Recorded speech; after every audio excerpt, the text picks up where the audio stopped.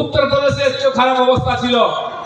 যোগী মহারাজ এসেছেন, একজন গেরুয়া গাড়ি বসেছে, দেখুন ওখানেও মুলায়ম সিং এর লোকেরা এখন দাপিয়ে বেড়াতো, জিহাদি ছিল।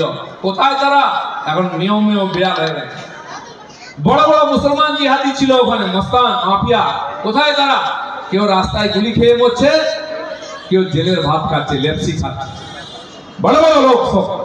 কারণ হিন্দু সমাজ যেদিন জাগবে, সন্ত শক্তি, হিন্দু শক্তি যখন ক্ষমতায় বসবে, তখনই এই দেশ বিরোধী, হিন্দু বিরোধী, সমাজ বিরোধী শক্তি সোজা হবে। আর সেটা পশ্চিমবাংলায় করতে হবে, নাহলে এটা বাংলাদেশে আবার পালাতে হবে। আমরা মেদিনীপুরের লোক, আমরা জানি না উদ্বাস্তু কেমন হয়। বাঙাল বলি ওপার বাংলার লোকেদেরকে, আমাদের এখানে বাঙালরা পৌঁছতে পারেননি, কিছু কিছু এসছেন চাকরি করতে, কোথাও কোথাও কলোনি আছে।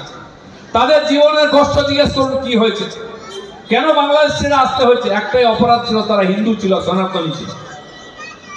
এখনো কিছু একটা হলো গন্ডগোল নিজেদের মধ্যে, চারটে হিন্দু বাড়ি লুট করবে, আগুন লাগবে, মন্দির ভেঙে দেবে, মূর্তি ভেঙে দেবে, মহিলাদের অত্যাচার করবে। এই অপমান অত্যাচার 46 সাল থেকে চলছে, দেশ স্বাধীনের আগের থেকে। নোয়াখালী দাঙ্গা, যশোরের দাঙ্গা, হিন্দু সমাজ আক্রান্ত হয়েছে। দেখুন বেঙ্গল ফাইলস যে সিনেমা হয়েছে, তাতে ইতিহাস দেখানো হয়েছে, তাই পশ্চিমবাংলায় দেখতে দেওয়া হয়নি। আমি 50 জনকে নিয়ে খড়গপুর থেকে বালেশ্বর গিয়ে সেখানে দেখে এসেছি সিনেমাটা। আপনারা অনলাইনে হোক যেখানে হোক দেখুন, ওটা ছেলে মেয়েদের দেখান যে আপনার ভবিষ্যৎ কি হবে, সেটা সিনেমায় দেখানো হয়। এখনো সেই চিত্র বাংলাদেশে, শেষ হিন্দু থাকা পর্যন্ত অত্যাচার সহ্য করতে হবে। পাকিস্তানে তাই হয়েছিল, সেখানকার হিন্দু সমাজ শূন্য, আফগানিস্তানে শূন্য, বাংলাদেশে আমরা দেখতে পাচ্ছি। তাই সেই পরিবারগুলোকে জিজ্ঞেস করুন, কে রাত্রের অন্ধকারে হেরিকেন জ্বালিয়ে বাড়িতে পালিয়ে এসছে, যাতে কেউ সন্দেহ না করে যে দেশ ছেড়ে যাচ্ছে। হেরিকেন লোক, কেউ রাত্রেবেলা রেডিও চালিয়ে দিয়ে অন্ধকারে পালিয়ে আসছে, কেউ যেন সন্দেহ না করে পালিয়ে এসছে। তারপরেও যখন চলে এসছে বর্ডারে, আসতে তো হবে।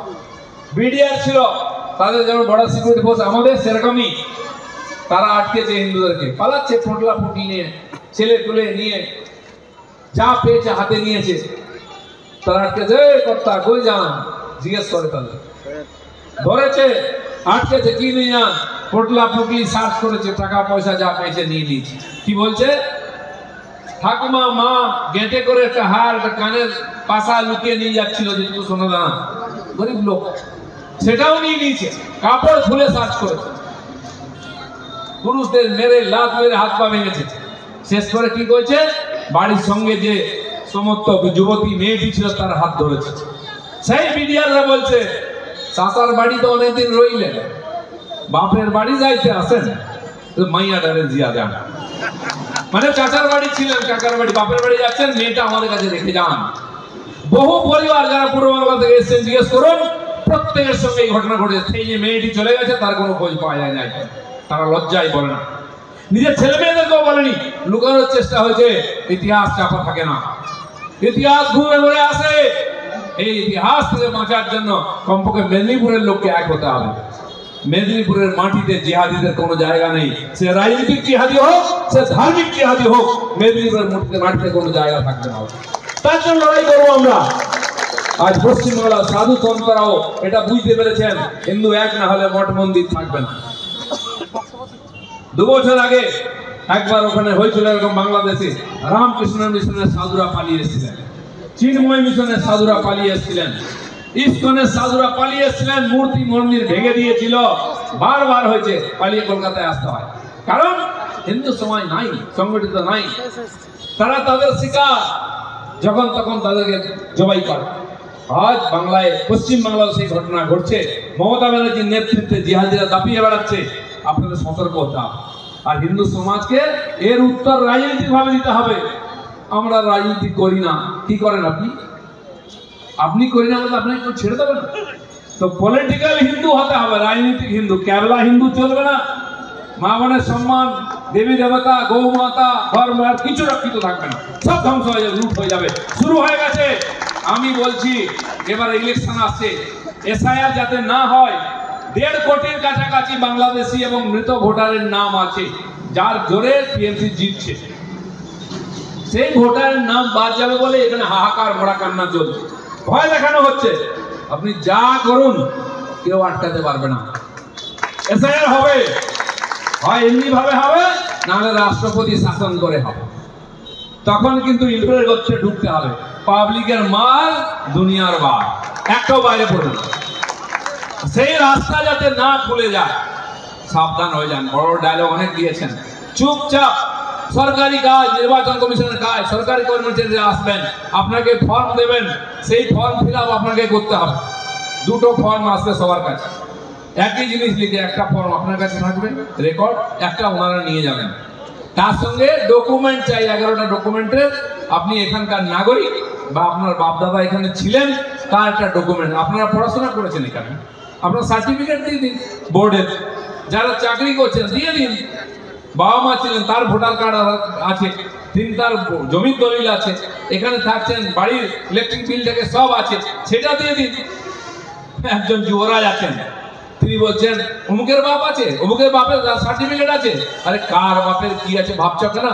নিজের বাপকে ঠিক রাখো, ঠিক না? যার বাপের ঠিক নাই তারা এসব উল্টা পাল্টা করবে। আমাদের বাপ 14 এখানে ছিল, আমরা আজকে থাকবো, কারো কোনো ভয়ের কারণ নেই। সে হিন্দু নয় মুসলমান হলেও যারা এখানে আছে তাদের ভয়ের কারণ নেই। যারা ঢুকে পড়েছে উঠকো, তাদের আঁচলের তলায় রেখেছেন মমতা ব্যানার্জি, তাদের বাঁচাবার জন্য সব চালাকি হচ্ছে। ঘাবড়াবেন না, এসআইআর হবে, ভোটও হবে, কিন্তু ওই 1 কোটির বেশি ভোটার যদি বাদ যায়, টিএমসি তো হাড় পাঁজর বেরিয়ে যাবে গো, কিছুই থাকবে না। একটা বিধানসভায় 30-40 হাজার ভোট, যে ভোটটা টিএমসি জিতেছে যদি মাইনাস হয়ে যায়, 40-50 হাজার একটা এলাকায় ভোট কমে যাবে। এই ভুয়ো ভোটার চলে গেলে তাহলে জিতবে কি করে? ভবিষ্যৎ অন্ধকার বুঝতে পেরেছে, সেদিন বড় কঠিন হবে। এই নেতারা যারা লাফাচ্ছে না, এই ভিডিও রেখে দিন, তারপরে হিসাব হবে। আমি যেখানে থাকি নিউ টাউনে, পাশের গ্রাম, এটা গ্রামেরই পড়ে, সাউথ 24 পরগনা ভাঙড়ে, সেই গ্রামে 1250 ভোটার আছে বুথেতে। সেখানে আমাদের পার্টির একজন কর্মী আছেন পুরনো, তিনি এসেছিলেন, বলছে দাদা আমাদের বুথে 220 জন ভুয়ো ভোটার আছে, যারা ওখানে থাকে না, তার মধ্যে 54 জন মরে গেছে, তার নাম এখনো আছে। আপনি ভাবুন তাহলে 10%-এর বেশি হয়ে গেল, 20%-এর বেশি হয়ে গেল। একটা বুথে যদি 20% হয়, এরকম ভর্তি ভোটার, তো এভারেজ 200 ভোট একটা বুথে যদি কেউ পেয়ে যায় ভুল ভোট, আপনি হারাবেন কি করে? এই জন্য মরা কান্না। সব বুথে এরকম 200, 250, 150 ভুয়ো ভোটার রাখা হয়েছে, কাটা হয়নি।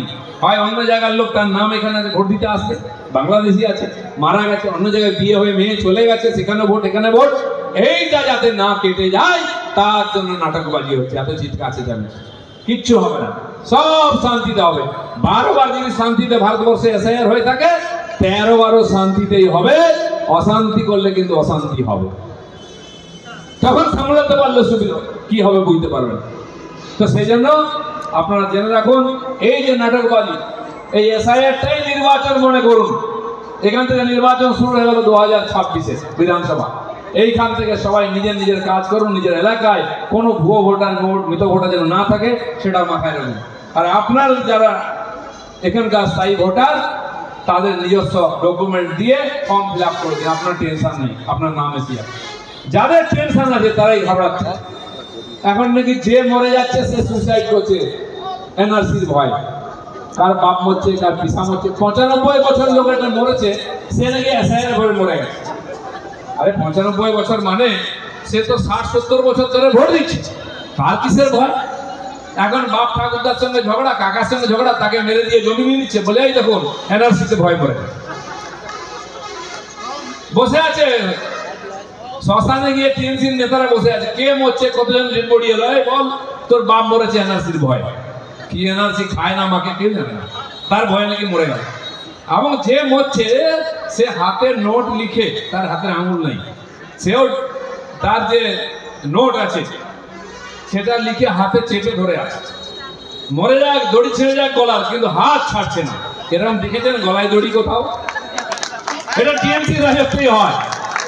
সুইসাইড নোট যেন হারিয়ে না যায়, বাকি সব যাক, প্রাণ যাক, সুইসাইড নোট যেন না যায়। সেটা আবার মমতা ব্যানার্জি টুইট করছেন, কি ঠকবাজি চলছে, কি বোকা বানাচ্ছে, বাঙালি কি ঘিলু শুকিয়ে গেছে, এগুলো বিশ্বাস করবে কেউ? আবার রোজ নাকি এখন মরছে। যখন ডিমনিটাইজেশন হয়েছিল, যারা দাঁড়িয়েছিল লাইনে, টাকা তোলার জন্য, সারা দেশের লোককে তুলতে হয়েছে। তাতে দেখলাম রাহুল গান্ধীও লাইনে দাঁড়িয়ে গেছে। আচ্ছা, তো যারা টাকা তুলতে গেছিল ফটাফট মরে গেল রাস্তায়, লাইনে ফটফট মরে যাচ্ছে টাকা তুলতে গিয়ে। যার অ্যাকাউন্টে টাকা নেই সে মরেছে, সেও নাকি টাকা তুলতে গিয়ে মরে গেছে। অ্যাকাউন্ট সবার খুলে গেছে, Jan Dhan account, zero balance account সরকার খুলে দিয়েছিল, টাকা রাখতে হবে না, সে মারা গেছে। বলছে টাকা তুলতে গেছে, আরে বেটা তোর তো টাকাই নেই, তুই তো তুলবি টাকা পটল তো। এখন যে মরে গেছে, যার সঙ্গে ঝগড়া কাকা বাবা, বিশেষ করে টিএমসি লোকেরা মেরে দিয়ে বাপ টাকা কাকার জমি নিয়ে নেবে, বলছে দেখো এনআরসি তে সুসাইড করছে। এই চালাকিটা শুরু হয়েছে, মৃত্যুর রাজনীতি, ভয়ের রাজনীতি। আর যদি কেউ সত্যি সত্যি মরে তার জন্য টিএমসি নেতাদের বিরুদ্ধে এফআইআর হওয়া উচিত, কারণ ওরা ভয় দেখাচ্ছে লোক, এই হবে তাই হবে। ভয়টা দায়টা ওদের, এই মৃত্যুর দায় মমতা ব্যানার্জি তার পার্টিকে দিতে। এই যে পরিস্থিতি তৈরি হচ্ছে পশ্চিমবাংলায়, ভয় দেখিয়ে ভোটে জেতা, এবারে কিন্তু আর পার লড়াই হবে। একজন দায়িত্বশীল নাগরিক হিসেবে আপনার দায়িত্ব যাতে এসআইআর ঠিক করে হয়। কর্মচারীদের ভয় দেখানো হচ্ছে কেন? যদি ওরা বেরোয় যায় নিয়ে এসে, তার তো ফর্মটা নিয়ে এসে জমা করে দেবে, আর কোনো কাজ নেই। তাই যাতে না যায় ভয় দেখানো হচ্ছে, তাহলে হবে না। আটকাবার খুব চেষ্টা করছে, ঘেঁটে দেওয়ার চেষ্টা হচ্ছে। আমি বলছি no SIR, no election. SIR না হলে ইলেকশন হবে না। তার জন্য যা করার করুন, 2 বছর ধরে রাষ্ট্রপতি শাসন রাখুন এখানে, কিন্তু যতক্ষণ না এই যে আর ভোটার লিস্ট সংশোধন হচ্ছে, পশ্চিমবঙ্গের কোনো ভোট না হয়। আর এটা নির্বাচন কমিশন করবে। বিহারে করে দেখিয়েছে, 69 লক্ষ লোকের নাম বাদ দিয়েছে, কিন্তু একটা লোকও কমপ্লেন করেনি যে আমি অরিজিনাল ভোটার নাম বাদ গেছে। যাদের নাম বাদ গেল হয় মরে গেছে, বা অন্য জায়গায় চলে গেছে, বা বাংলাদেশি লোক, সে গেলে ধরা পড়ে জেলে যেতে হবে, কোনো ব্যাটা জানে না। আর আপনাকে আমি বলছি, পশ্চিমবাংলা থেকে অনুপ্রবেশকারীরা 2 মাস ধরে চুপি চুপি বাংলাদেশে পালাচ্ছে। কাল ধরা পড়েছে 45 জন। অনেকে আমাকে বলছে, আমি জানি, আমি গেছি 2 মাস আগে হাবড়াতে, অশোকনগরে, বনগাঁ থেকে। বলছে দাদা এইখানে বস্তি ছিল, সরকারি জায়গায় বসেছিল, পুরো বস্তি খালি হয়ে গেছে। কে গেল? বলে সব বাংলাদেশিরা গত 10 বছরের মধ্যে বসেছিল, সব পালিয়ে গেছে ভয়, যে জেলের ভাওয়া খেতে হবে এসআইআর হয়ে গেলে, এনআরসিও হতে পারে, এই ভয়তে পালিয়ে গেছে। তারা ভয় পাক, তাদের ভয় পাওয়ার দরকার আছে, কিন্তু এই দেশে জেনুইন ভোটার নাগরিক যারা, তাদের কোনো ভয় পাওয়ার দরকার নেই। তারা এখানে ছিল, এখানে থাকবে, এখানে ভোট দেবে, কেউ সরাতে পারবে না।